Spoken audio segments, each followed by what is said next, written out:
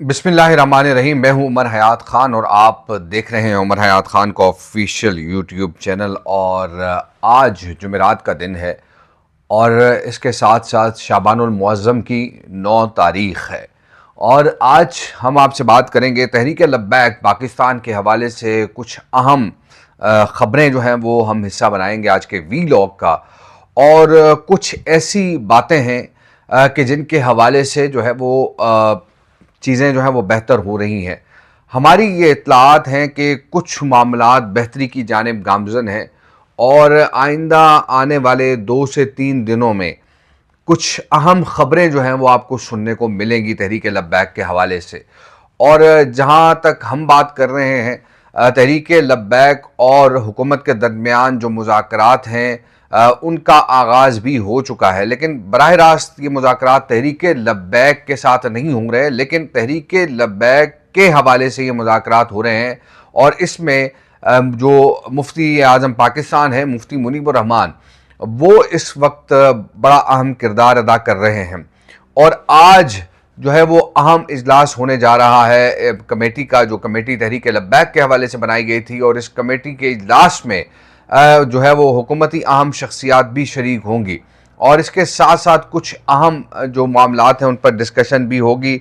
और जैसे ये इजलास होता है तो उसके बाद आपसे दोबारा वीलॉग में जो है वो बातचीत होगी कि क्या जो है वो मामलात तय पाए हैं या क्या पेशरफ्त हुई है इस हवाले से। लेकिन दूसरी जानिब एक और बड़ी अहम खबर है, जो साबिक वज़ीर आज़म हैं इमरान खान, जो कि इस वक्त अडयाला जेल में कैद हैं, उनके हवाले से। और उनके हवाले से कुछ लोगों ने दावा किया और फिर एक अखबार ने खबर शाया की कि उनको जो है वो पिम्स हस्पताल लाया गया था और वहाँ पर जो है उनको उनकी ट्रीटमेंट हुई है। और जो दावा सामने आया है एक अखबार का, उसमें तो ये कहा गया है कि उनकी जो आंख की सर्जरी है वो पिम्स हॉस्पिटल में हुई है। लेकिन जो सीनियर सहाफ़ी हैं हामिद मीर, उन्होंने ये दावा किया है कि उनके ज़राए ने इस बात की तस्दीक की है कि पिम्स हस्पताल में इमरान खान को सिर्फ 20 मिनट के लिए लाया गया।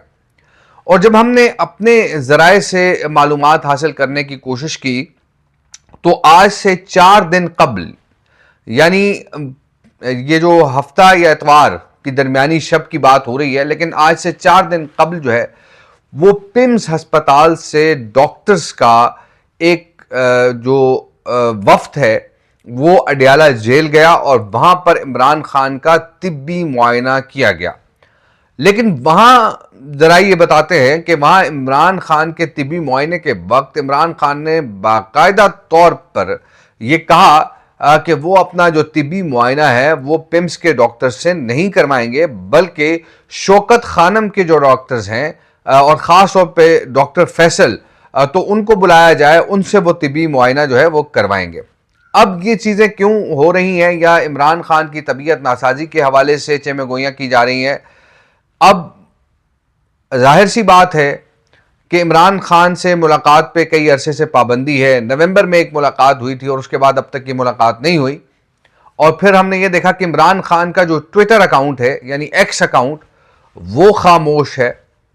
कल एक अहम शख्स के साथ हमारी गुफ्तगू हुई और उस गुफ्तगू में उन्होंने कहा कि आप इस बात को अगर देखें कि इमरान खान की ट्विटर अकाउंट जो है वो खामोश है और इसके पीछे क्या मुहर्रिकात हैं इसका आपने जायज़ा लिया, तो नतीजा ये निकलता है कि इस वक्त इमरान खान और हुकूमत या मुक़्तदरा के दरमियान मुलाकातें हो रही हैं या मुज़ाकरात हो रहे हैं या बातचीत चल रही है।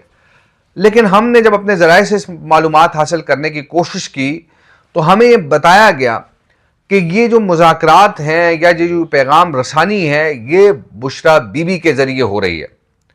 और बुशरा बीबी की मुलाकात हर हफ्ते, ये तकरीबन 40 मिनट की मुलाकात होती है और हर हफ्ते ये मुलाकात जो है वो इमरान खान से करवाई जाती है बुशरा बीबी की, और इसी पे जो है वो वहां पे बातचीत होती है। अब मामलात किस नहज पे जाएंगे, क्या ये मामलात दुरुस्त सिमत की जानिब जाएंगे या नहीं जाएंगे, लेकिन जो हमारे ज़राए इस बात की तस्दीक कर रहे हैं कि अब बातचीत का आगाज हो चुका है। और ये बातचीत का आगाज जब भी होता है तो उसमें अगर मुक्तदरा या इस्टेब्लिशमेंट जो है वो बातचीत करती है तो कुछ मामलात जो हुकूमत होती है उसके लिए ख़तरनाक होते हैं, क्योंकि हम इस वक्त देख रहे हैं कि जो फैसला है मखसूस नशिस्तों का, वो मखसूस नशिस्तों का फैसला हो गया, मखसूस नशिस्तें दूसरी जमातों को मिल गई। लेकिन अब भी अगर देखा जाए मखसूस नशिस्तों के अलावा तो सिंगल लार्जेस्ट पार्टी जो है वो पाकिस्तान तहरीक इंसाफ है। तो पाकिस्तान तहरीक इंसाफ की सिंगल लार्जेस्ट पार्टी जो है, यानी जो जनरल सीट्स पे इलेक्शन लड़के मुंतखब होकर अरकान आए हैं वो तहरीक इंसाफ के हैं। तो किसी भी वक्त ये मामला जो है वो डामाडोल हो सकते हैं। लेकिन फिर दूसरी जानिब एक और बात सामने आती है कि शहबाज शरीफ जो है वो वजारत उज़्मा के मनसब पर बराजमान है और शहबाज शरीफ और अस्करी जो क़यादत है उसके दरमियान ताल्लुकात जो हैं वो बेहतर हैं। लेकिन जाहिर सी बात है कि शहबाज शरीफ मुस्लिम लीग नून नहीं है। शहबाज शरीफ के बड़े भाई नवाज शरीफ हैं और नवाज शरीफ ने उससे कबल भी हमने देखा कि इस्टेब्लिशमेंट को थोड़ा बहुत टफ टाइम दिया और जिसकी बुनियाद पर उस वक्त की इस्टेब्लिशमेंट ने, यानी 2013 से 2017 तक जो नवाज शरीफ वजीर आज़म रहे, तो उस वक्त इस्टेब्लिशमेंट ने उनको काफ़ी जो है वो इस हवाले से परेशान किए रखा। लेकिन उन्होंने भी इस्टेब्लिशमेंट को परेशान किए रखा। तो ये ऐसी चीज़ें हैं कि जो शायद ऑन ग्राउंड इस वक्त हमें होती हुई नज़र ना आए, लेकिन दरपर्दा जो मामला चल रहे हैं वो कुछ जो है वो इंडिकेट कर रहे हैं कि शायद बातचीत या कोई टाइम टेकिंग एक्सरसाइज हो रही है, टाइम गेन किया जा रहा है, ये सारे मामलात हो रहे हैं। क्या इन जो इमरान खान के साथ बुशरा बीबी के जरिए मुज़ाकरात हो रहे हैं, क्या इसका नुकसान मौजूदा हुकूमत को होगा? ये $1 मिलियन क्वेश्चन है। और अगर मौजूदा हुकूमत को इसका नुकसान नहीं होता तो फिर जाहिर सी बात है ये मुज़ाकरात हों, बातचीत हो। लेकिन शायद इस वजह से भी मुज़ाकरात या बातचीत का अमल जारी है कि शायद जो एक एहतजाज है या फिर हम देख रहे हैं कि इमरान खान के ट्वीट्स हैं, ये तमाम मामलात से उनको रोका जा सके। लेकिन मुझे और चीज़ें जो हैं वो सेटल इस तरह नहीं लग रही हैं, या फिर जो मामलात इस वक्त खैबर पख्तूनख्वा में चल रहे हैं वो भी हमें इस तरह जो है वो उस अंदाज से आगे बढ़ते हुए नज़र नहीं आ रहे। लेकिन इस वक्त दो बड़ी इंपॉर्टेंट चीज़ें हो रही हैं। एक तो तहरीक लब्बैक के साथ मुज़ाकरात हो रहे हैं, बातचीत हो रही है, और दूसरी जानिब तहरीक इंसाफ के साथ बातचीत हो रही है। और आइंदा आने वाले दिनों में बड़ी इंपॉर्टेंट डेवलपमेंट्स, अगर ये चीज़ें जो हैं वो सेटल डाउन हो जाती हैं तो बड़ी इंपॉर्टेंट डेवलपमेंट्स जो हैं वो आने वाले दिनों में होंगी। और इन डेवलपमेंट्स का जो फ़ायदा है वो किसको होगा और नुकसान किसको होगा ये तो वक्त बताएगा। लेकिन क्योंकि तहरीक लब्बैक के पास पॉलिटिकल पावर इतनी नहीं है, यानी जो सियासी कुव्वत वो तो है, इलेक्शंस, वोट्स और ये तमाम चीज़ें तो हैं, लेकिन पार्लियामेंट के अंदर उनकी उस तरह की रिप्रेजेंटेशन नहीं है कि जिस तरह की रिप्रेजेंटेशन जो है वो तहरीक इंसाफ की है। अब मसला यह है कि तहरीक इंसाफ को अगर मखसूस नशिस्तें मिल जाएं तो तहरीक इंसाफ MQM या दीगर जमातों के साथ मिलकर बासानी हुकूमत बना सकती है।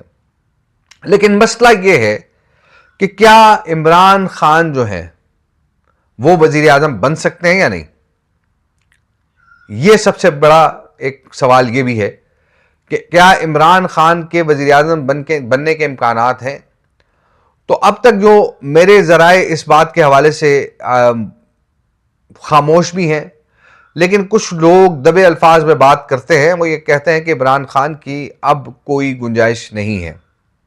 जिस तरह नवाज शरीफ जो हैं उनकी अब वजारत उज़्मा के हवाले से कोई गुंजाइश नहीं है, इसी तरह इमरान खान की भी कोई गुंजाइश नहीं है। लेकिन क्योंकि अब उनके पास अगर देखा जाए तो वोट बैंक है और एक पॉलिटिकल पावर है, सियासी कुव्वत है, तो उस कुव्वत के हवाले से थोड़ा बहुत अब चीज़ें जो है वो यकीनी तौर पर उस तरह उस अंदाज से नहीं चल सकती। लेकिन जो चीज़ें इंपॉर्टेंट हैं वो यही हैं कि मौजूदा हुकूमत के लिए मामलात मज़ीद बिगड़ सकते हैं अगर ये स्मूथ मुज़ाकरात होते हैं और चीज़ें जो है वो आगे की तरफ जाती हैं, क्योंकि अब हम देख रहे हैं कि अपोजिशन लीडर के हवाले से जो डेडलॉक था वो ख़त्म हो गया। महमूद खान अचकज़ई कौमी असम्बली में अपोजिशन लीडर बन गए, राजा नासिर अब्बास जो हैं वो सेनेट में अपोजिशन लीडर बन गए हैं। अब मामलात शायद बेहतरी की जानिब जाएं, क्योंकि जो महमूद खान अचकज़ई हैं वो बातचीत और जमहूरी अंदाज से मामलात को हल करने के जो है वो ख्वाहां हैं। अब एक और मामला तहरीक लब्बैक के हवाले से बात करेंगे कि कुछ अहम खबरें हाफिज अनस रिजवी के हवाले से बातचीत हो रही है। उनकी गिरफ्तारी के हवाले से कुछ लोग ये सवाल उठा रहे हैं कि अगर उनको गिरफ्तार किया गया है तो उनको अदालत में पेश क्यों नहीं किया जा रहा। तो जाहिर है सरकारी सतह पर हाफिज अनस रिजवी की गिरफ्तारी अनाउंस नहीं हुई है। एक फिलर छोड़ा गया है कि हाफिज अनस रिजवी जो है वो गिरफ्तार हो चुके हैं, सिर्फ और सिर्फ रिएक्शन चेक करने के लिए। और एक तस्वीर जो है उस पर हमने कल भी बात की थी। अब फिर जो है वो मामलात उस अंदाज से सोशल मीडिया पर मैं देख रहा हूं कि बाज़ लोग जो ये चाहते हैं कि तहरीक लब्बैक के कारकुनों के अंदर इश्तियाल आए, वो दोबारा उस तस्वीर को शेयर कर रहे हैं जो अनस रिजवी की जो है वो हजामा की एक तस्वीर है। उन्होंने हजामा करवाया था और जो उनके चेहरे पे यहाँ दाग है वो हजामा का है।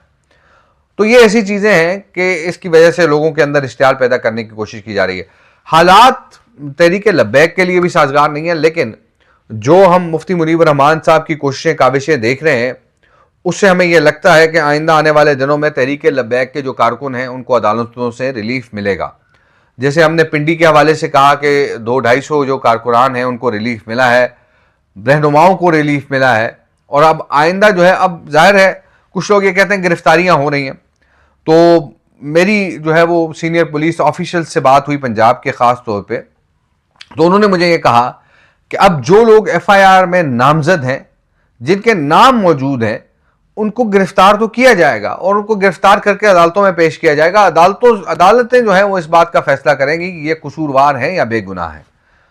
तो ये चीज़ें जो हैं वो यकीनी तौर पे, क्योंकि हमने कहा कि मुज़ाकरात भी हो रहे हैं, बातचीत भी हो रही है, मोहसिन नकवी साहब हैं और दूसरी जानिब तलाल चौधरी साहब हैं, मुफ्ती मुनीब रहमान साहब हैं, उनका वफ्द है, तो ये बातचीत जारी है, तो आप क्यों क्रैक डाउन कर रहे हैं। तो उन्होंने यही बात की कि अगर नॉमिनेटेड लोग हैं, नामजद लोग हैं एफआईआर्स में, तो उनको गिरफ्तार किया जा सकता है, उनको बाकायदा तौर पे जो है अदालतों में पेश किया जाएगा।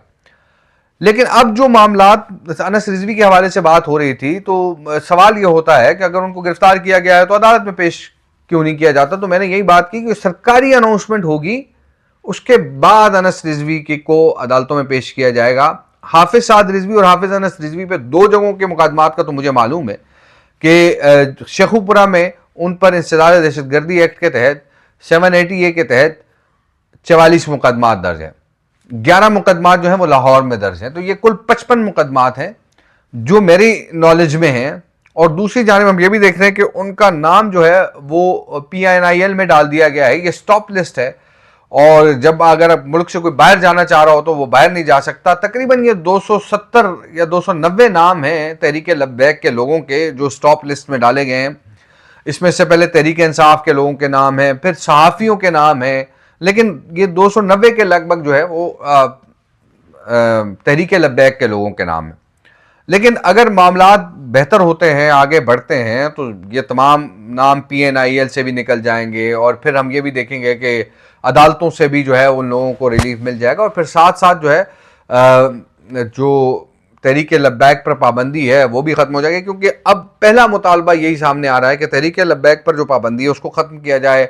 और दूसरा मुतालबा ये सामने आ रहा है कि जो गिरफ्तार रहनुमा और कारकुनान है उनको रिहा किया जाए। तीसरा मुतालबा मुंजमद अकाउंट्स को गैर मुंजमद किया जाए।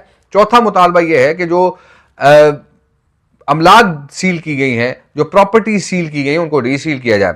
अब एक और अच्छी खबर जो है वो आपको बताएं कि जामे मस्जिद रहमतुल्लाह आलमीन जो कि तहरीक लब्बैक पाकिस्तान का मरकज़ है, उसको खोलने के हवाले से एक पॉजिटिव मुस्बत रिस्पांस जो है वो हुकूमत ने दिया है। और ये कहा जा रहा है कि आज के शायद मुलाकात के बाद ये फैसला हो जाए कि जो तहरीक लब्बैक पाकिस्तान का मरकज़ है वो खोल दिया जाएगा। मोस्ट प्रोबेबली अगर मामलात जो है वो बेहतरी की जानिब गए तो आज शायद ये फैसला हो जाए कि जो तहरीक लब्बैक पाकिस्तान का मरकज़ है वो कब खोलना है। चले जी, ये खुशखबरी शायद आज मिल जाए आप तमाम दोस्तों को और आज के इजलास के बाद ये फैसला हो। तो जनाब, आज के वीलॉग के लिए इतना ही था और आपसे इजाज़त तलब करूंगा। अपना बहुत सारा ख्याल रखिए। अगर आपने चैनल सब्सक्राइब नहीं किया हुआ तो चैनल जो है वो पहली फुर्सत में सब्सक्राइब करें।